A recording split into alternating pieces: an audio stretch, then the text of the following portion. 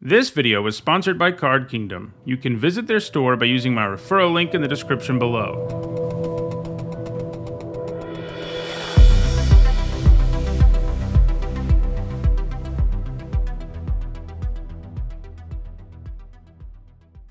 Hi everyone, I'm Nentuco, and it's Friday, so that means it's time for another MTG Top 10, the series where I rank cards based on their historical performance at Magic's highest level of competition. I've been doing top 10s for over 5 years at this point, and in the 370 or so I've done, I've covered a lot of creature types. However, I still haven't gotten around to doing all of them, and today I'm taking a look at insects, one of the creature types I've never done. I felt like it was a good time to do this one because insects have recently gotten some pretty significant tribal support. For a really long time, all they had was Swarmyard, but in the last few months they've gotten more support, including a Tribal Lord, Strixhaven's Blex Vexing Pest, and a brand new Planeswalker with an insect payoff ability and insect creature type in Modern Horizons 2, Grist the Hunger Tide. This could mean that we're going to see some more insect support in the near future, and that would be nice, because there are actually quite a few insects out there. To be eligible for this video, a card had to either have the insect creature type or be capable of producing insect creature tokens. There were 206 cards that met those requirements, and in this video, we'll talk about the 10 that have left the biggest impact on competitive Magic. -1, that is. Obviously, Delver of Secrets was going to be the #1 card in this video because it transforms into Insectile Aberration, but I feel like I've talked about Delver so much at this point and it's been in so many MTG top 10s that you don't really need to hear me do it in this video. So yeah, Delver is technically the #1 insect, but I won't be talking about it here. We'll be talking about 10 other insect cards. Before we get started, here's a quick reminder on how I score cards in these videos. A top 8 at a Pro Tour, Players Tour, Mythic Championship, Mythic Invitational, Legacy, or Vintage Championship is worth 2 points, and a top 8 at a Grand Prix or Magic Fest is worth 1 point. Alright, let's get to our list. At number 10, it's Brain Maggot. This little insect lets you exile a card of your choice from your opponent's hand. They get the card back when the maggot dies, but it's pretty difficult for you not to disrupt their plans some, even if they do use removal to get their card back. It also happens to be an enchantment creature, something that has played at least some role in all of the points it has gained so far. In Block and Standard, it has appeared in decks built around abusing the Constellation mechanic. For a long time, it only had those 4 points, but the creation of the Pioneer format has allowed the Maggot to gain more points in the recent past. It is played in Orzhov Swarm decks, where the fact it is an enchantment helps power up cards like All That Glitters and Ethereal Armor. It is also played in Pioneer Delirium decks, where the fact it is both an enchantment and a creature means that if it goes to the graveyard, it gets you halfway to Delirium all on its own. Brain Maggot has points as recently as 2020, so it has a chance to move up this list past other cards that haven't seen play in a while. At number 9, I have Nentuco Husk. Nentuco live on Dominaria and are a sapient race of insect creatures who are about the size of people. This one has obviously been zombified, and as such, he can eat your other creatures to increase his stats. Sacrifice effects that don't have a mana cost can often find homes in constructed formats, as being able to repeatedly sacrifice things can enable combos. The Husk has gained all of its points in Standard. Nentuco Husk was actually originally printed in Onslaught, but it only got points in Standard as a result of being printed in 2015's Magic Origins. There it was a key player in the Rally the Ancestors combo deck, where the plan was to get Zulaport, Cutthroat, and the Husk into play together with some other creatures, sacrifice them all to drain life, and then cast Rally to get them all back and do it all over again. This usually resulted in lethal damage. After Rally the Ancestors rotated, the Husk also found some success in a similar deck, Golgari Aristocrats. The deck had a similar game plan, but it was more of an aggro deck that would attack with creatures and go wide early, and then use the Husk Cutthroat combo to win the game late. At number 8, it is Nentuco Shade.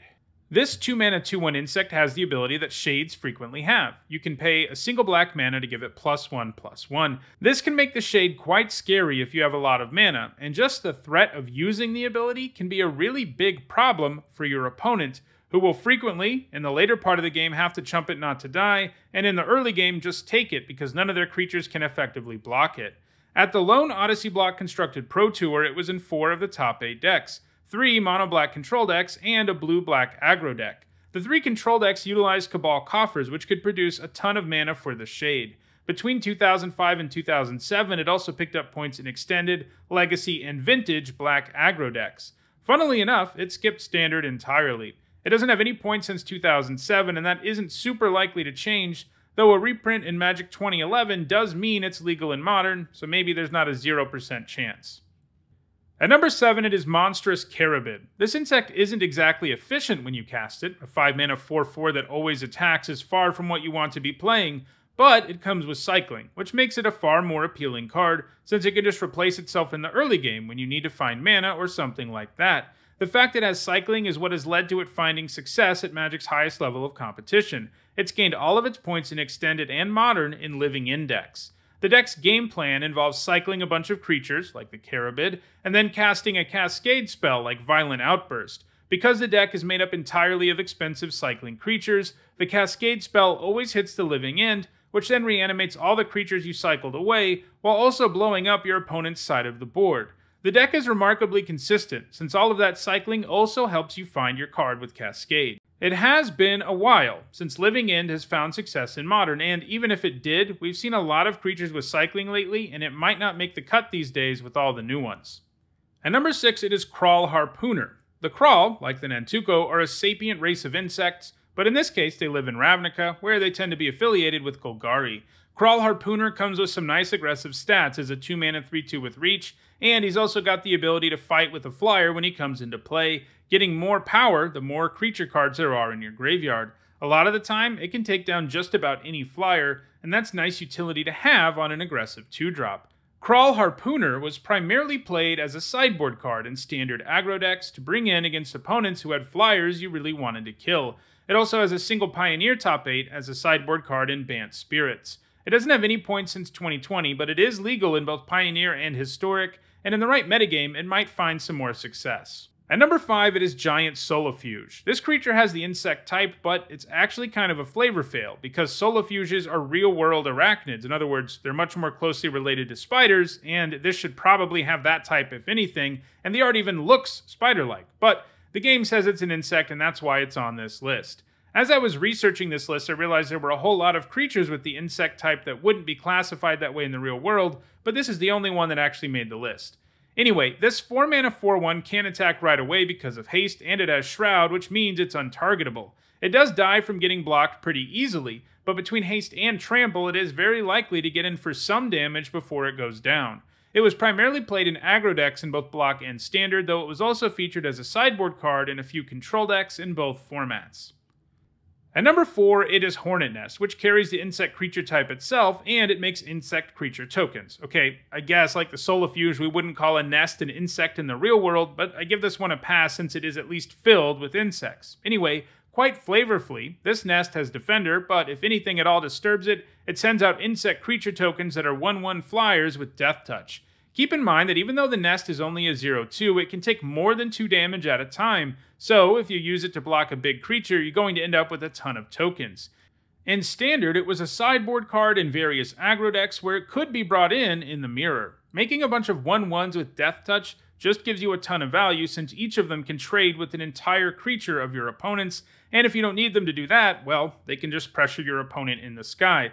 It's also gained a few points as a sideboard card in modern Valakut decks, where it can be brought in as a way to slow the opponent down, and it can even be used as an alternate win condition. So, for example, if your opponent finds a way to give themselves hexproof, you can use the Valakut triggers to target the nest and get some tokens to do the damage. It hasn't gained any points since 2017. At number 3, it is Hornet Queen, so we went from the nest to the queen herself. The queen's Enter the Battlefield ability makes a bunch of insect tokens with flying and death touch. As with the nest, those bodies can represent a quick clock, or they can help you fend off your opponent's creatures. Because she costs a whopping 7 mana, she really only works in decks that have ways to get her into play quickly. While in Standard, she was played in Whip of Erebos reanimation decks, where she fit in perfectly. The whip only lets you reanimate a creature for a turn, but that's fine in this case, thanks to the creature tokens that will stay behind. She also gained a few standard points in Mono Green Devotion, which could ramp her out. Hornet Queen also has some points in Modern, where she's been featured in the sideboard of Amulet Titan decks. Those decks use Amulet of Vigor to produce a ton of mana with bounce lands, and normally their plan is to use that mana to quickly cast Primeval Titan, but Hornet Queen can be brought in from the sideboard against more aggressive decks, where you need to make sure to get your shields up before you'll be able to pull off a quick kill with the Titan. She provides so many Death Touch bodies that any creature-based deck has a difficult time finding a way through the horde of insects. Even though the deck only runs a singleton copy, it also runs Summoner's Pact, allowing you to search up the Queen against decks where she's needed. She doesn't have any points since 2019, but I don't think it's impossible for her to gain more points in the future.